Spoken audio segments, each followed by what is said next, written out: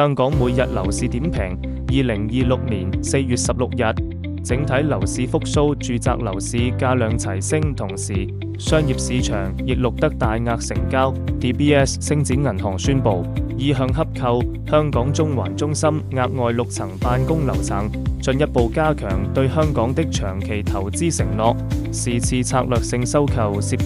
總建築面積接近15.2萬平方尺，成交價26.19億元，涉及尺價達17,239元，成為2026年至今香港商業地產市場上最大宗的交易。是次交易涉及中環中心32樓、36樓、37樓、56樓、62樓及76樓，總樓面面積約151,934平方尺。享有全維港海景及中環全景。有關樓面原先由世貿創辦人許盈茂早年購入，當時平均購入尺價高達3.3萬元，現時尺價大幅回落48%。星展北亞區域主管及星展香港行政總裁龐華毅作表示，是次意向投資印證該行對香港市場堅定不移的承諾及對香港作為頂尖國際金融樞紐所具備的